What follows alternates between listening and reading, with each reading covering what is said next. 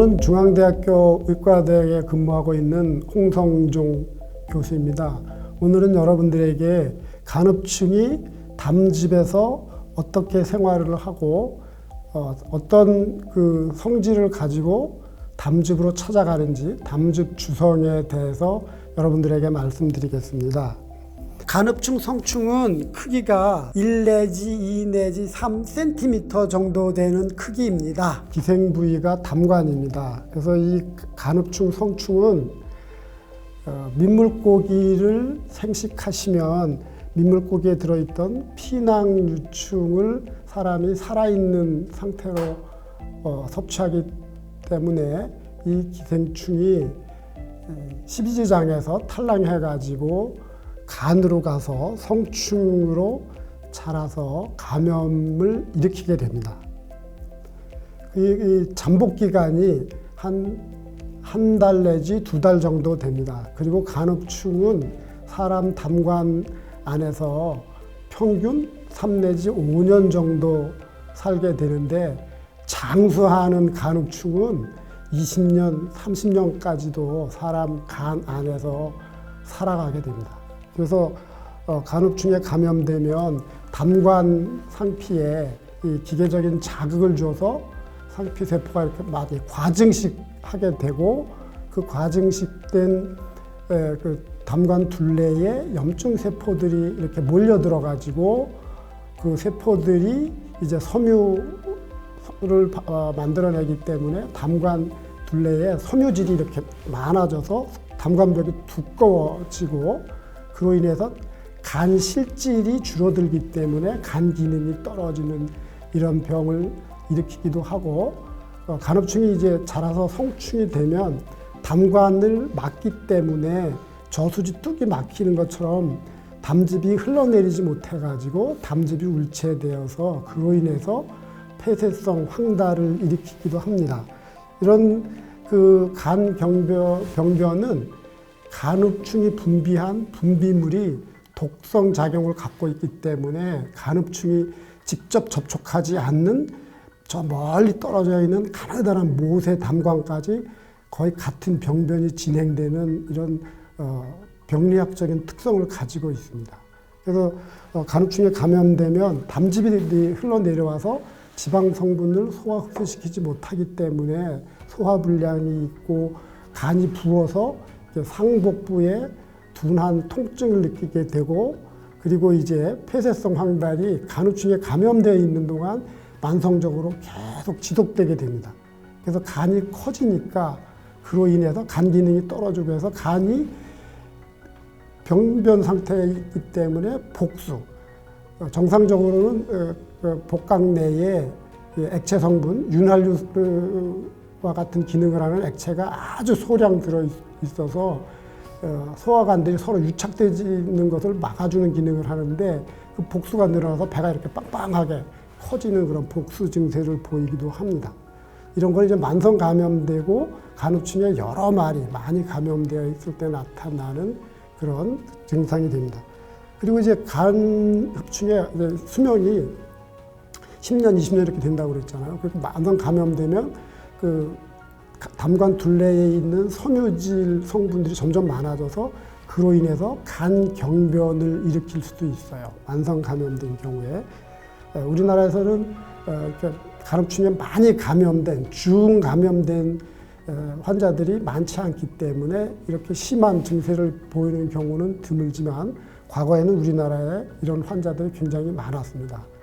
그리고 또 하나는 간흡충에 감염되면 담관암이 발생하기도 해요.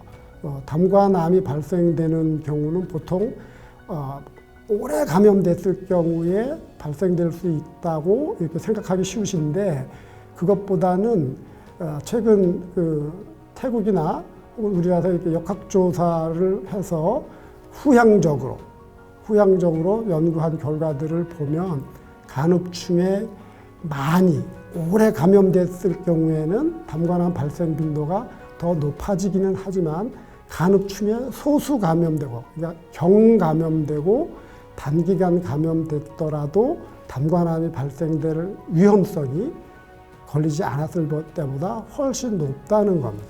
그래서 간흡충에 감염되는 것은 초기에 진단하고 구충제를 드셔서 치료하는 게 중요합니다.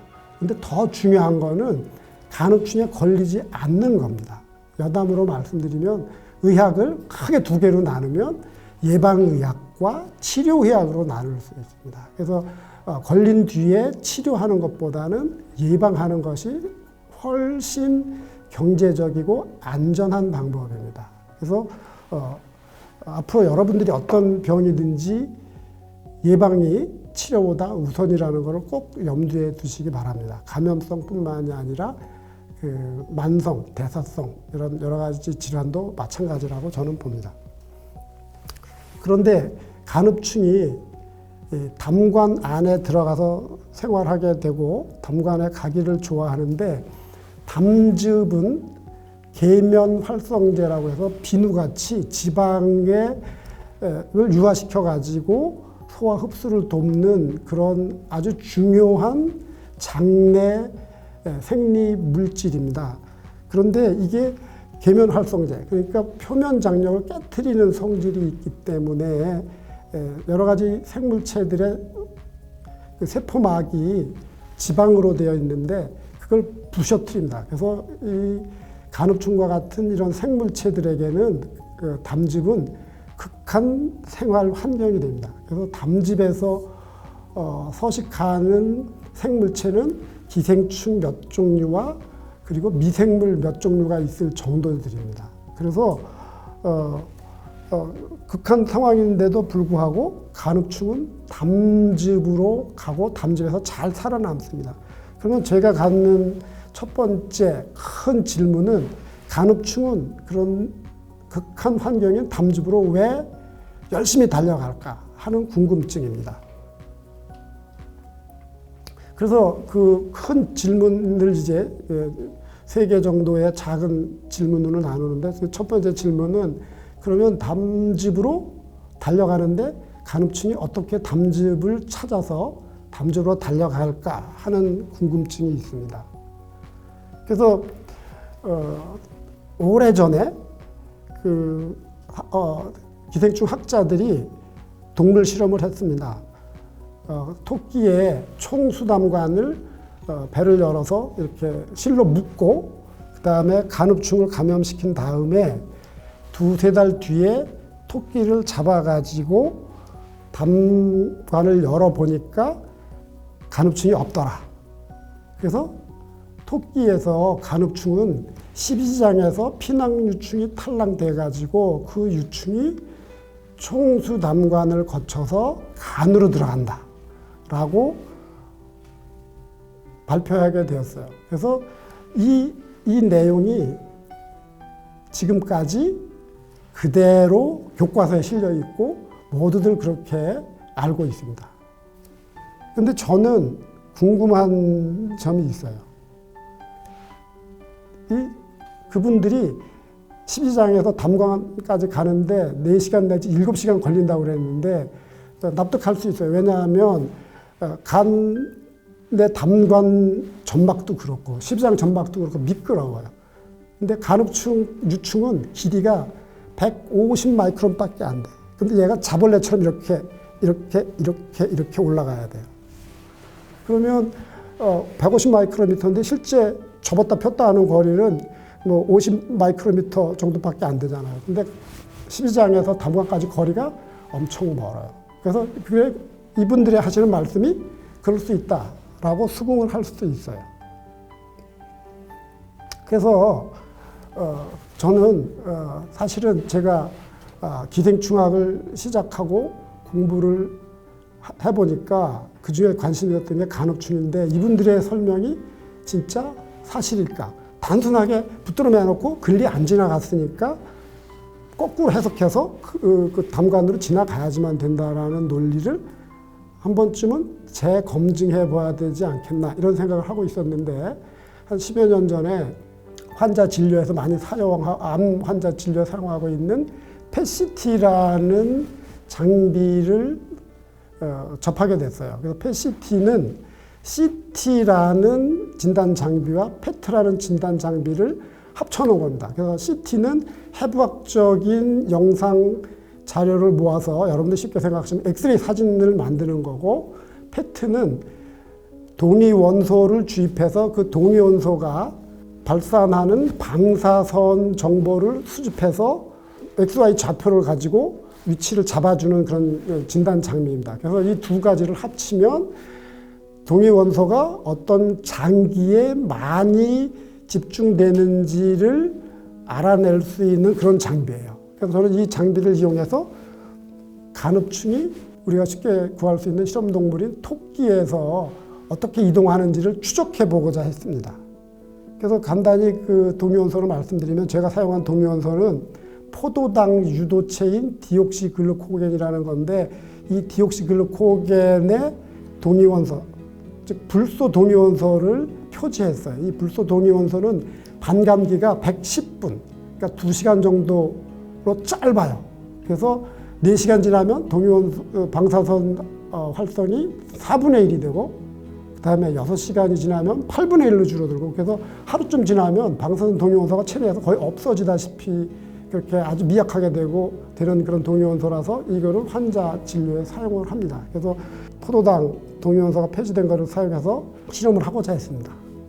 그래서 이제 그 간흡충 피낭유충을 이 동위원소로 이렇게 표지해야 되는데, 간흡충 피낭유충은 낭벽이 두꺼워요. 그래서 이 동위원소가 포도당이 이 낭벽을 투과해서 들어가 가지고 간흡충 유충의 그 표지 축적되는 효율이 아주 낮아요. 그래서 쓰기가 곤란해.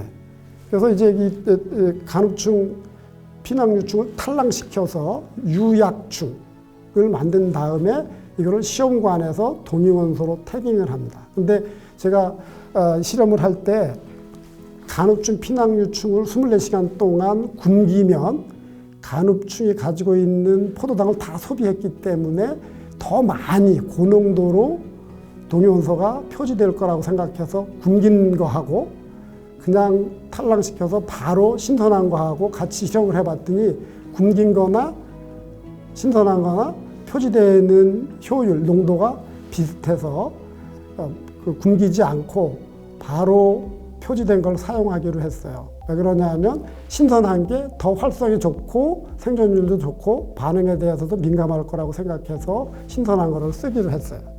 그래서 이제 토끼에 동위원소 표지된 그 유약충을 주입하기 위해서 그 카티서를 토끼 입을 통해서 위를 지나서 12장까지 끝을 갖다 놓고, 그 다음에 담즙이 담낭에서 분비되도록 콜리시스토키닌이라는 호르몬을 주사합니다, 혈관에. 그러면 이 호르몬이 혈류를 타고 담낭에 가가지고 담낭을 수축시켜요. 그러면 담낭이 15분이면 50%가 수축되고 한 20분 지나면 70~80%가 수축해서 그냥 담즙을 쫙 짜내는 거죠. 그래서 이제 그 사진을 찍기 12분 전에 이 콜리시스토키닌을 토끼한테 주사를 하고 9분부터 PET-CT를 연속 촬영을 쭉 하면서 거기에 이제 동위원소로 표지된 그 유약충을 주입을 했습니다. 그래서 1시간 동안 3분 간격으로 동위원소 정보를 수집했어요. 그래가지고 여러분들이 보시면 이제 동영상으로 만든 이 사진을 보시면, 자, 지금 0, 3, 6, 9, 12분, 15분, 18분, 21분, 24분, 27분, 30분, 33분, 34분, 37분 이렇게 해서 1시간 동안 정보를 수집했습니다.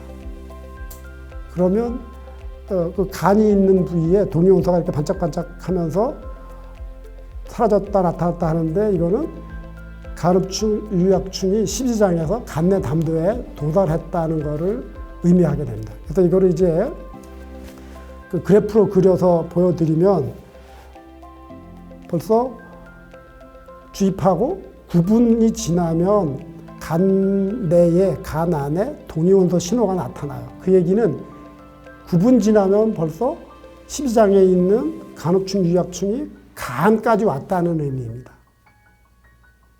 아까 제가 처음에 말씀드린 거와 상당히 큰 차이가 있는 거죠. 4시간 내지 7시간이 아니고 10분 안에 벌써 달려오는 놈들이 있다는 거죠. 그래서 아까 처음에 말씀드린 것처럼 12장으로부터 간내담도까지 거리와 간흡충, 유약충의 크기를 비교해 보시면 얘네들이 그 12장에서 음식물이 막 강력 홍수진 것처럼 밀려 내려오는 그걸 뚫고 장전막 미끄러운 표면을 이렇게 자볼레처럼 기어서 간내 담도까지 9분 만에 왔다. 이거는 실제로 거리를 계산해 보면 100m 단거리 선수가 전력 질주해서 100m 뛰는 것과 같은, 여러분들이 올림픽 100m 주자 중에 제일 유명한 우사인 볼트 있죠. 우사인 볼트가 뛰는 것보다 더 빠른 속도로 달려왔다는 거예요. 그러니까 이거는 제가 그 간흡충을 연구하는 학자 한 사람으로서 생물학적으로 놀라운 친화력이고 필사적으로 달렸다는 것을 의미하게 되는 겁니다.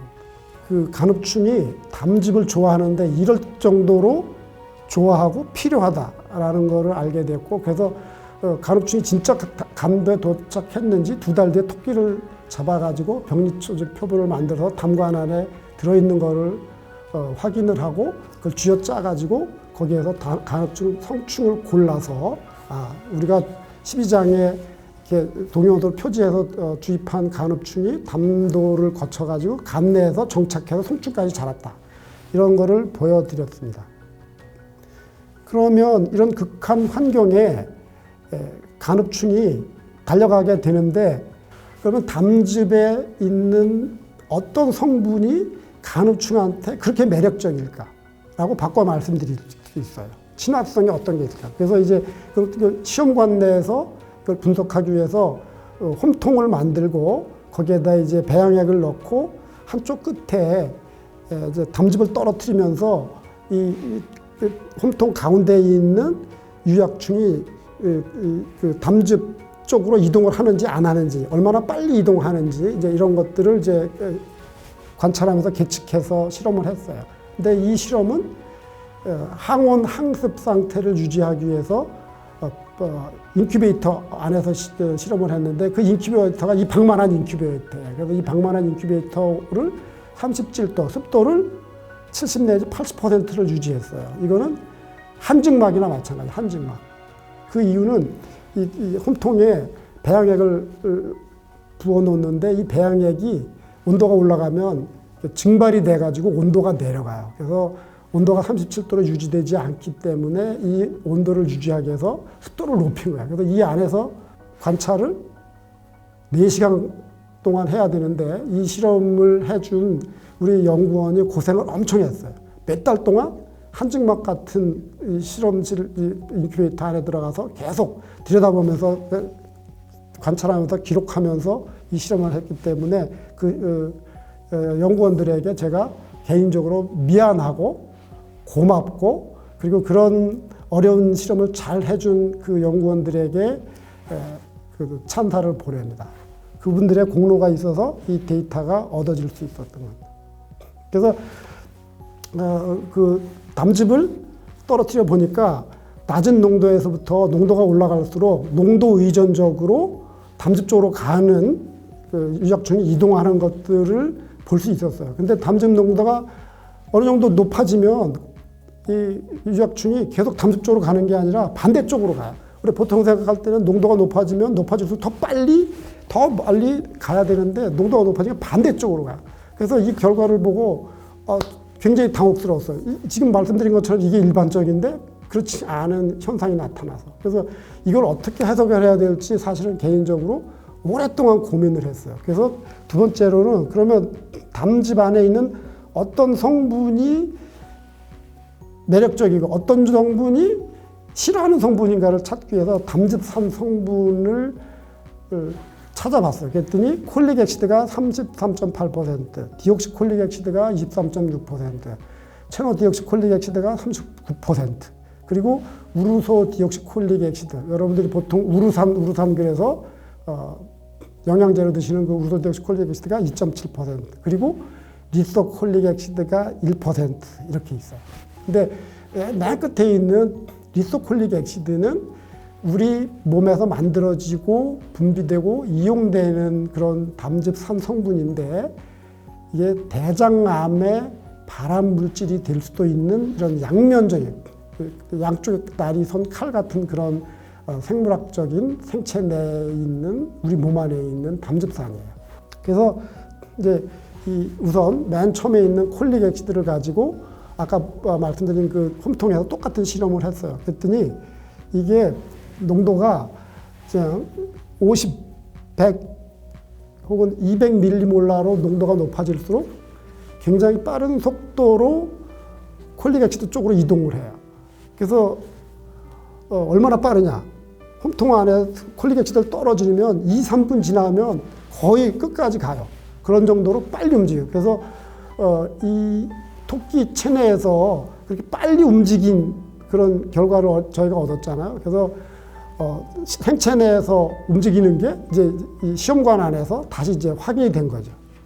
그래서 다른 그 담즙산이 또 있었잖아요. 그것들도 전부 검사를 해봤더니 다른 담즙산에 대해서는 전혀 흥미가 없어요. 그래서 담즙산 중에 콜릭 액시드에 대해서만 친화성이 있고, 바꿔 말씀드리면 담즙산 성분 중에 콜릭 액시드가 주성 유인 물질이라는 것을 알게 됐어요. 그래서 이제 아까 말씀드린 그 리소콜릭 액시드, 아주 소량인 리소콜릭 액시드 갖고 실험을 해봤더니 리소콜릭 액시드 농도가 0.125 마이크로몰라니까 아주 낮은 농도일 때는 이동하는데 별로 영향을 안 미치고 흥미가 없는데, 이게 농도가 높아지니까 리소콜릭 액시드하고 반대쪽으로 가기 시작했어요. 그래서 0.25 마이크로몰라에서부터는 유약층이 반대쪽으로 도망을 가. 그리고 농도가 높아지면 더 빠른 속도로 도망을 가요. 그러다가 얘가 농도가 더 높아지면 도망도 못 가고 죽어요. 그래서 이 리소콜릭 액시드를 싫어하는구나.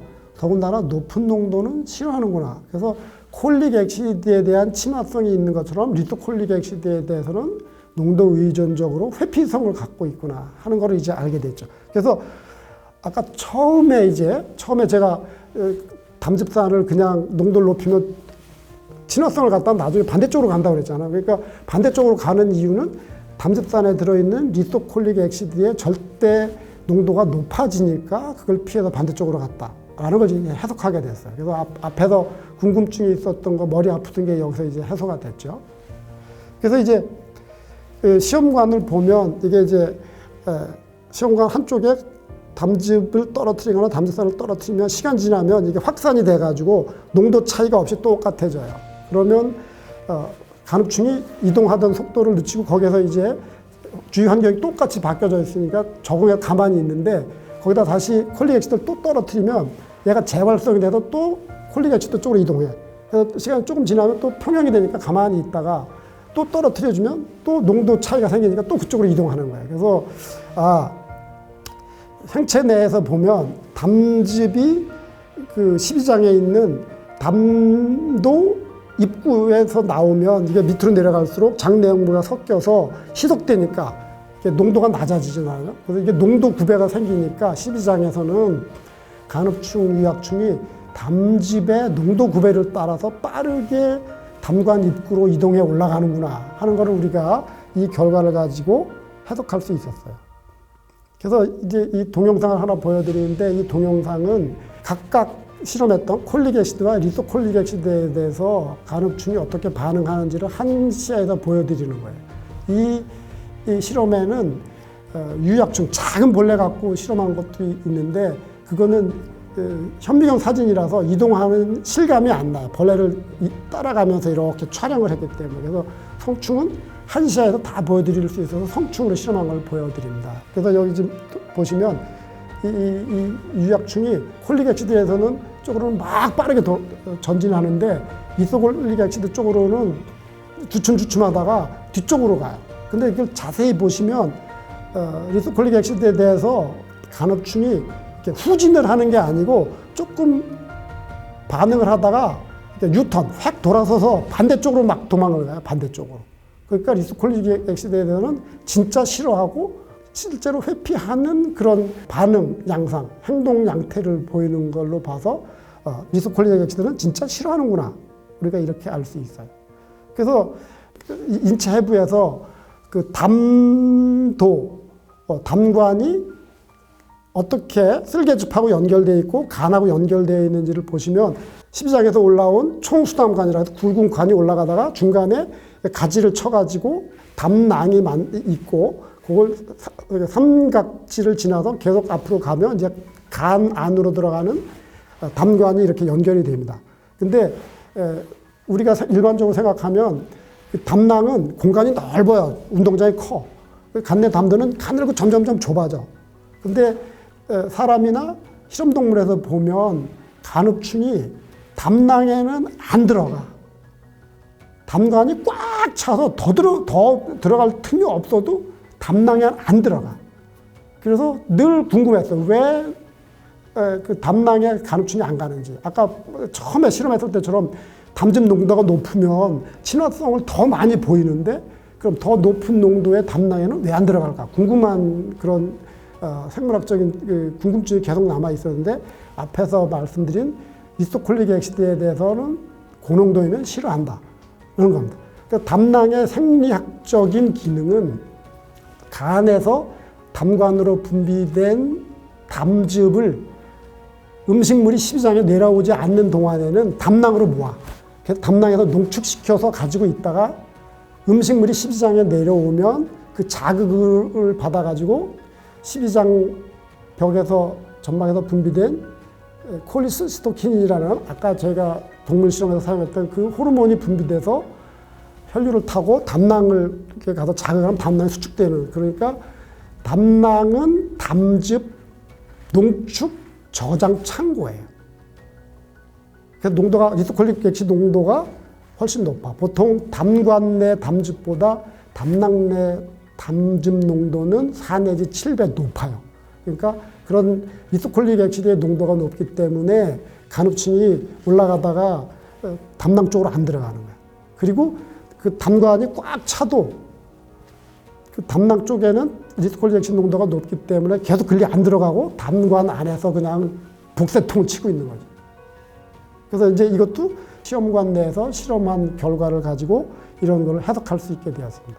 그러면 세 번째 질문은 이 담즙으로 인해서 혹은 담즙산으로 인해서 발생된 친화성 혹은 회피성 신호를, 신경 신호를 어떤 신경이 전달하는가 하는 이제 궁금증이 생겼어요.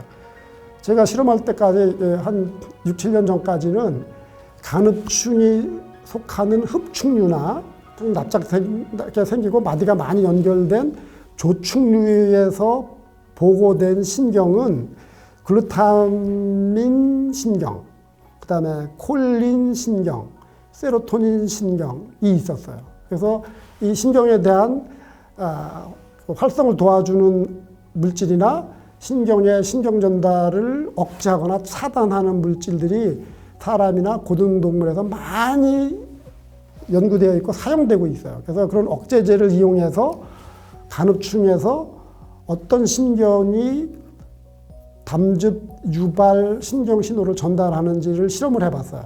근데 이 지금 말씀드린 세 가지 신경 억제 물질은 억제 효과가 없었어요. 왜냐하면 보통 낮은 농도, 아주 낮은 농도에서 억제 효과가 있어야 되는데 이것들은 10마이크로몰라나 100마이크로몰라에서 억제 효과가 나타났는데 이거는 신경생물학적인 연구에서는 억제 효과가 없는 거예요. 그래서 이제 고민이 빠졌죠. 분명히 이 보고되어 있는 신경은 이런 것들인데 이 신경들이 담즙 유발 신호들을 전달하지 않는단 말이에요. 그럼 뭐가 전달하는가?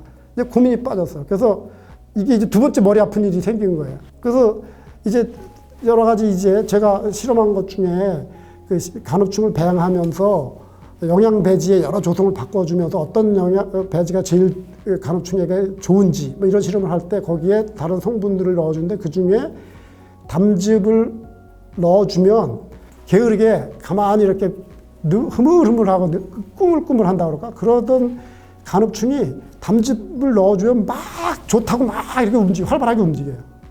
그래서 이제 저 실험을 조금 더 해봤죠. 제가 이 콜릭 액시드 이런 것도 실험했잖아요. 콜릭 액시드를 넣어주면 막 움직여.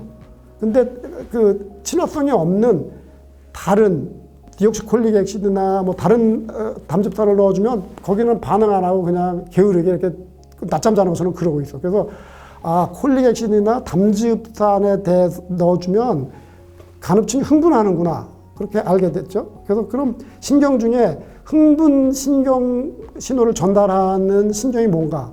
그거는 도파민 신경이라고 잘 알려져 있어요. 그래서 아직 간흡충이나 흡충류 기생충에서 신경이 있다고 보고되지 않은 도파민 신경 억제 물질을 갖고 실험을 했더니 앞에서 실험한 억제 물질의 10,000분의 1 농도에서 억제 효과가 나타났어요. 주성 억제 효과가. 그러면 이거는 담즙 유발 신경 신호는 도파민 신경이 전달하는 거예요. 그래서 지금까지 연구가 덜 돼 있던 도파민 신경이 간흡충에 있구나. 더 확대하면 주요흡충이나 다른 흡충류에도 도파민 신경이 있을 수 있겠다나 하는 거를 이게 그 부수적인 연구 성과라고 말하면 좀 그렇지만 의외의 연구 성과를 얻게 된 거죠. 그래서 이제 그 학자로서 여러분들에게 말씀드릴 다른 팁은 우리가 의도적으로 뭐를 발견하겠다, 찾아내겠다고 연구를 하는 경우가 많지만 그 연구를 하는 동안에 우리가 조금만 주의를 기울이고 관심을 가지면 우리가 의도하지 않은 실험 결과가 오히려 더 큰 연구 성과나 새로운 연구 성과가 될 수 있다는 것을 이 자리에서 말씀드리고 싶어요. 그러면 이렇게 억제제를 써서 신경이 있다고 얘기했으니까 이게 어쩌면 좀 불확실하거나 좀 미진할 수가 있어서 그 도파민을 합성하는 효소를 인식하는 항체를 써서 면역조직 염색을 해가지고 간흡충에 도파민 신경이 있다는 거를 저희가 실제로 사진으로 얻었어요. 그래서 여러분들에게 그 사진을 보여드립니다. 여기 보시면 도파민 신경 세포가 염색이 되고 또 하나는 콜릭 신경이 염색되는 것도 같이 염색을 했는데 이거는 도파민 신경으로 인식된 신경이 신경세포라는 걸 보여드리기 위해서 콜릭 신경의 염색을 같이 해서 중첩되게 만들었어요. 하등동물의 경우에는 한 신경세포가 고등동물과 달리 한 가지 이상의 신호를 전달할 수 있는 그런 기능을 가지고 있습니다. 분화가 덜 됐기 때문에, 분화 정도가 낮기 때문에. 그래서 간흡충에 도파민 신경이 있고 도파민 신경이 담즙으로 인해서 유발된 신경 신호를 전달한다. 이렇게 저희가 알게 됐습니다. 그러면 이 담즙이 극한 생활 환경이라고 그랬는데 그 담즙 안에서 사는 간흡충은 어떻게 담즙을 이용할까 하는 질문입니다. 그래서 바꿔 얘기하면 담즙의 그런 성질을 독한 성질을 어떻게 잘 컨트롤, 관리할까 하는 궁금증이 생겼습니다. 그래서 저는 처음에는 간흡충이 담즙에 그렇게 열심히 달려가고 빨리 달려가니까 담즙이 필요해서 담즙을 좋아하니까 물론 그런 면도 있는데 능동적으로 담즙을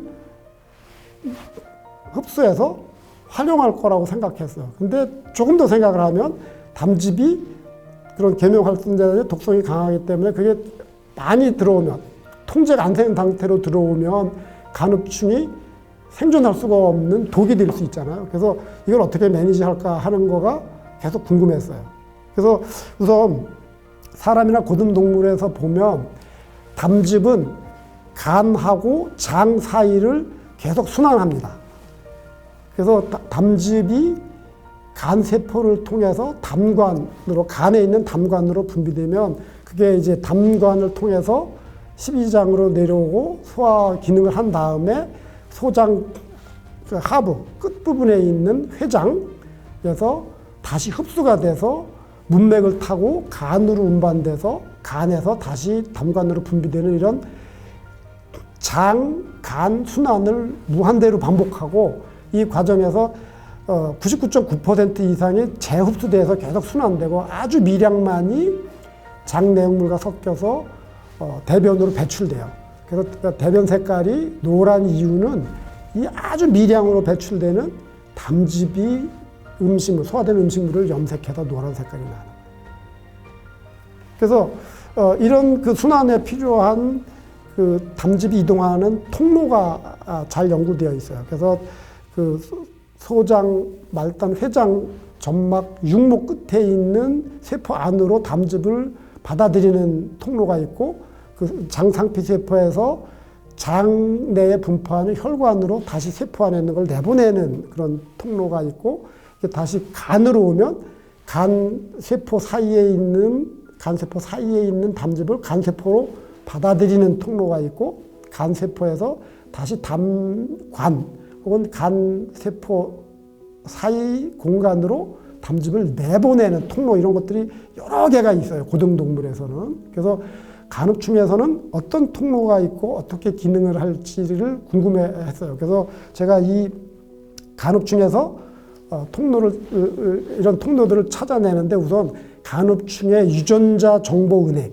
또 전사체 정보 은행이 있어요. 그래서 이런 정보를 이용해 가지고 간흡충에 있는 담즙산 이동 통로를 찾아봤더니 3가지가 있어요. 그 중에 수입 통로가 1개 있고 배출 통로가 2개가 있었어요. 그래서 그 수입 통로는 그 소디움 이온과 담즙산을 동시에 받아들이는 그런 통로가 있고 내보내는 통로는 멀티 드럭 레지스턴스 프로테인 4라고 해서 MDR4에 이름에서 보시는 것처럼 그 약물이나 비교적 분자량이 큰 그런 물질들을 세포 밖으로 내보내는 그런 통로가 되고 오르게닉 솔루트 트랜스포터가 있는데 이것도 이제 내보내는 통로일 수도 있고 들어오는 통로가 될 수도 있는데 이것도 그 세포에서 세포 사이의 공간으로 이런 물질들을 내보내는 이동시키는 이런 통로가 있는데 이 3가지가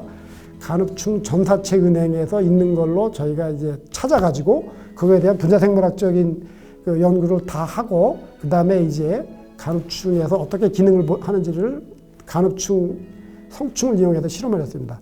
그래서 우선 첫 번째 소디움하고 담즙산 협동 이동 통로는 소디움 이온하고 담즙산이 가까이 오면 두 종류가 같이 통로 안으로 들어가서 결합 부위에 결합을 하게 돼요. 그러면 이 결합하는 자체가 그 통로 그 단백질의 3차 구조를 변형을 시켜서 외부 쪽은 이렇게 닫히고 우리가 대문 열어주는 것처럼 닫히고 이렇게 있던 그 통로가 외부 쪽은 닫히면서 안쪽이 이렇게 열려요. 그래서 여기 들어온 이온하고 담즙산이 안쪽으로 이렇게 들어가게 해서 그러니까 이 통로는 계속 문처럼 이렇게 열렸다 닫혔다 열렸다 닫혔다 이러면서 외부에 있는 담즙산과 소디움 이온이 계속 세포 안으로 들어오게 하는 그런 역할을 하는 거예요.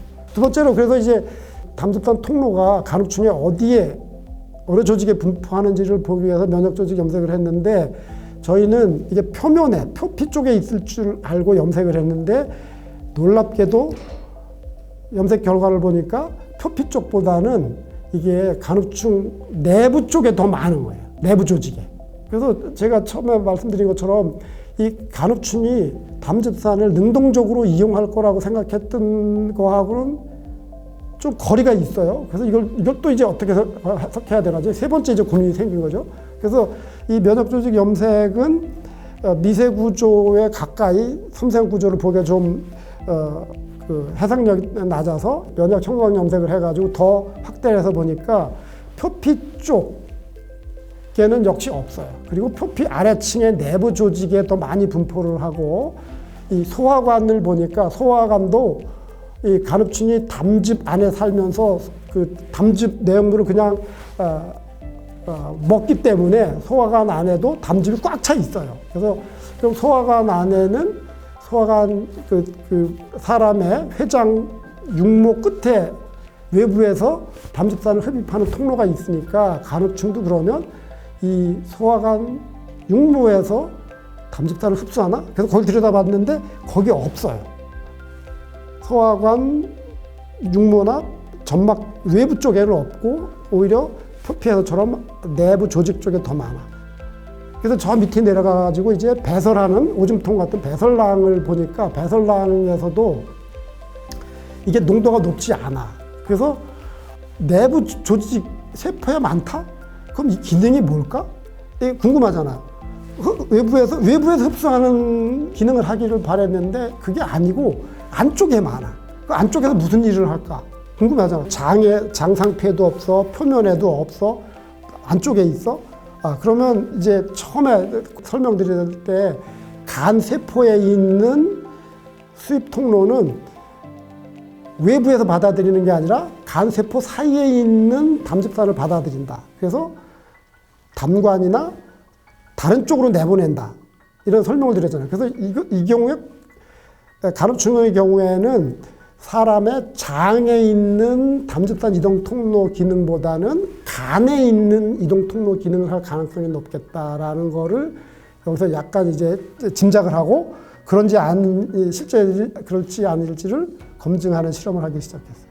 그래서 어쨌든 외부에 노출되어 있지 않기 때문에 그러면 담즙산이 간흡충에 들어갈 길이 없는데 들어가나 안 들어가나를 보기 위해서 그 담즙산에다가 형광을 이렇게 그 표지한 그런 담즙산을 합성해 가지고 그걸 섞어서 간흡충 성충을 넣고 배양을 해봤어요. 그랬더니 이게 농도 의존적으로 간흡충 조직 내에 담즙산이 증가해요. 근데 이게 빠른 속도로 증가하지 않고 서서히 증가되는데 이게 높은 농도로 무제한 들어가지가 않아요. 그래서 이게 들어가긴 들어가는데 빠르게 많이 무제한 들어가지는 않는구나 하는 걸 알게 됐죠.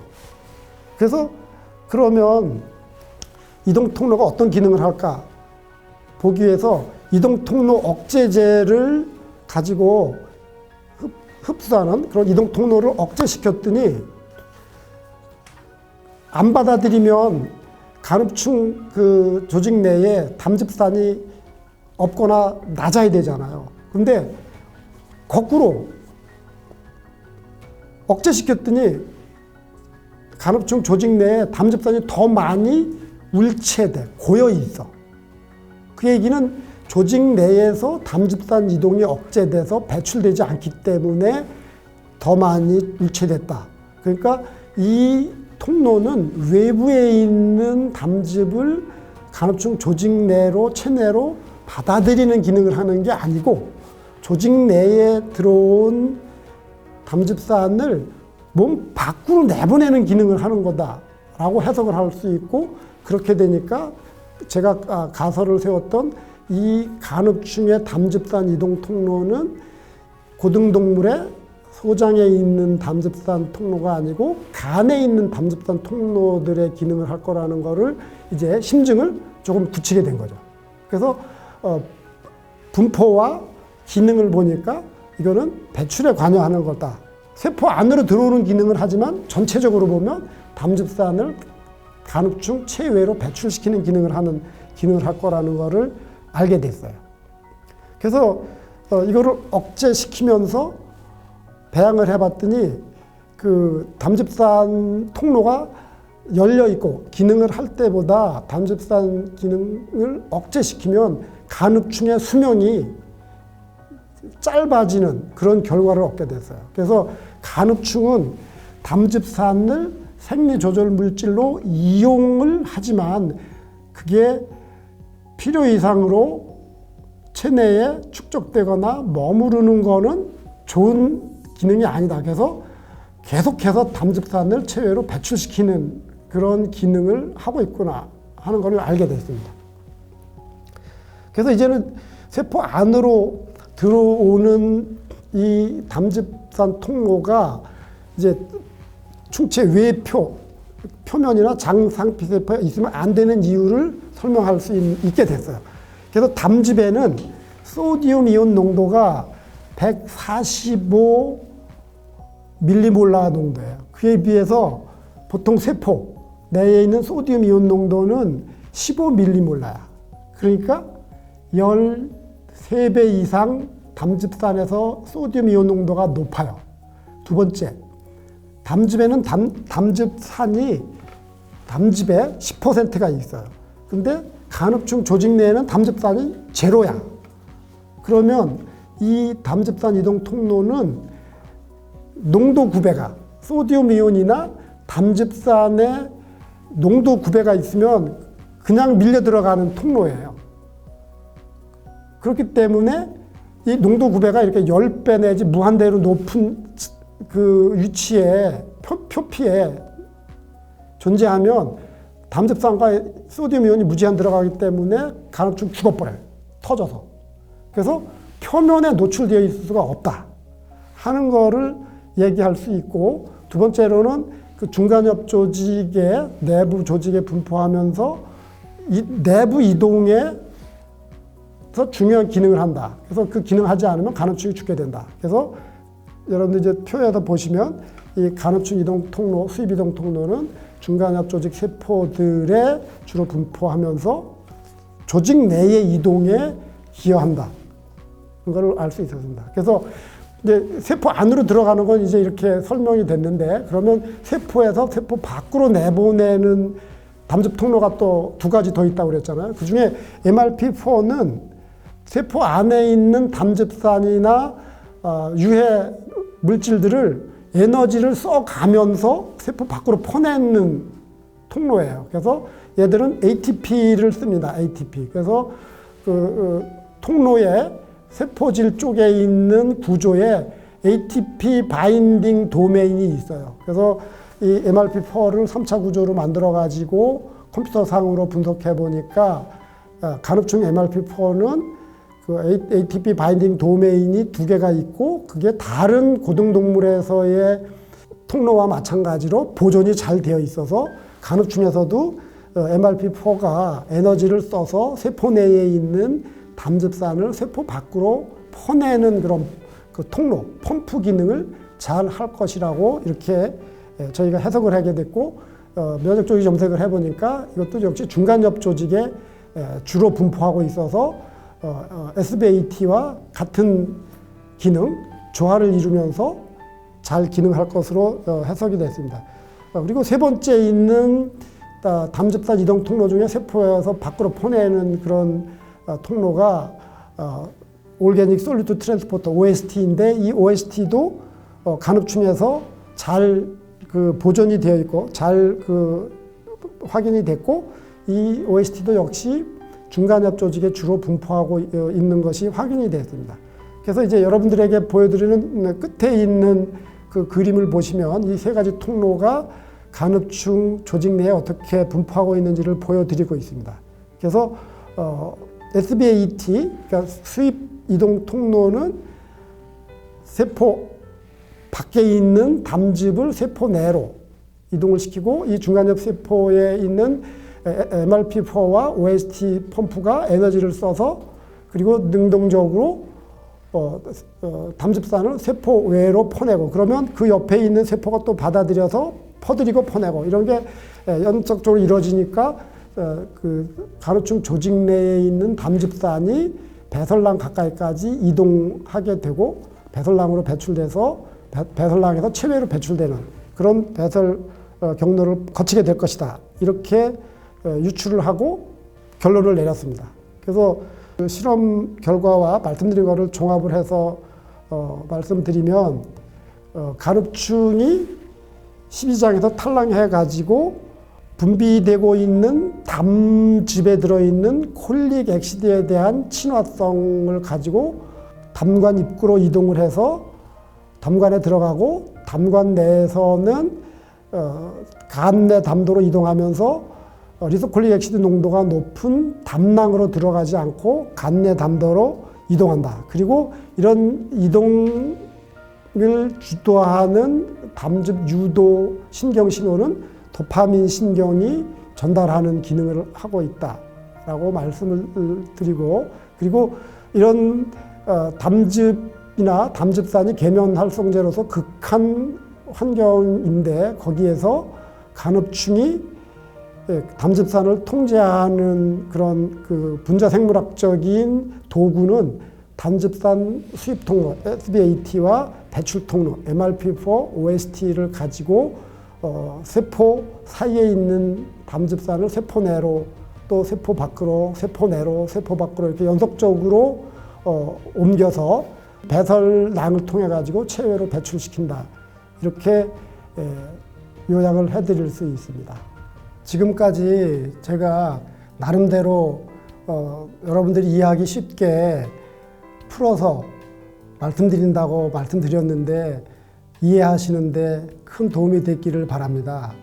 제가 중간에 말씀드렸던 것처럼 저는 이 기생충학을 시작할 때 간흡충이 왜 담도에 가는지에 대한 궁금증을 20년 이상 가슴에 간직하고 있다가 PET-CT라는 장비를 저희가 사용할 수 있게 되었을 때 이거를 내가 지금 다시 해보면 이런 궁금증을 풀 수 있겠구나 하는 생각이 들어서 이제 아주 쉽게 단순히 이제 호기심을 풀려고 이 실험을 시작했습니다. 근데 실험을 시작할 때는 병원에서 그 커다란 장비를 사람이 사용하는 장비를 써야 되니까 어려움이 많았어요. 근데 하면 할수록 점점 재밌는 일이 생기고 다른 사람들이 경험하지 못한 그런 문제들을 직면하고 풀고 하면서 그 재미가 이루 말할 수 없었어요. 그러니까 저만이 가지고 있고 즐길 수 있는 그런 재미였죠.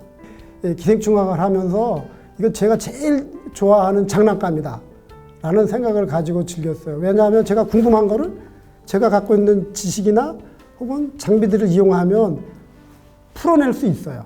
그래서 제가 궁금한 거를 학술적으로 풀었다. 더군다나 다른 사람들이 생각하지 못하는 거를 풀었다. 이런 거는 흥분되지 않나요? 그리고 세상에서 이런 일 한 사람 나밖에 없어. 그러면 얼마나 뿌듯해요. 저는 그래서 어디 가도 제가 기생충학자인 것을 자랑스럽게 생각하고요. 또 다른 분들이 왜 이런 걸 안 하고 내가 할 수 있게 지금까지 남겨뒀을까? 그런 것도 엄청 고마워요. 그러니까 제가 관심이 있고 호기심이 있는 거가 하나하나 풀어질 때 제가 분자생물학을 하고 세포생물학을 하고 유전공학을 공부하고 뭐 이런 거를 했지만 학문적인 거를 배우려고 미국에 유학도 다녀오고 그랬지만 저는 그 문제들을 제가 배운 것들을 제가 처음부터 가지고 있었던 그런 궁금증을 풀어내는 데 다 활용을 했어요. 그래서 제가 쉽게 어쩌면 다른 사람들보다 운이 좋게 이런 것들을 풀었다고 생각해요. 두 번째로는 이 간흡충이 우리나라나 동남아에 감염자가 1,500만 명이 있고 간흡증에 감염될 위험성이 있는 사람들이 2억 3억 명이 돼요.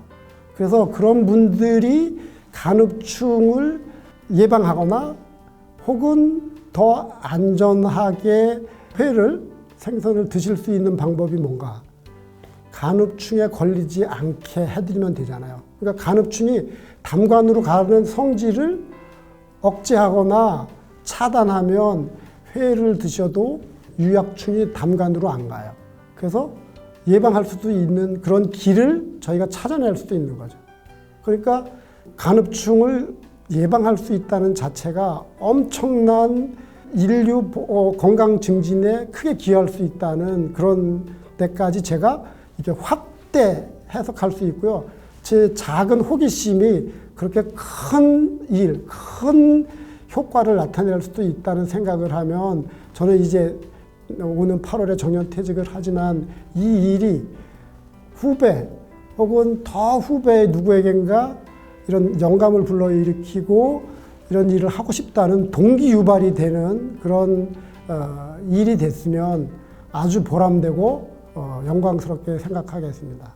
여러분들의 작은 호기심이 여러분들의 미래와 장래를 풍요롭게 하고 영광스럽게 하는 그런 그 호기심이 될 수 있다는 것을 늘 염두에 두시고 그런 작은 호기심을 키워갈 수 있는 그런 진로?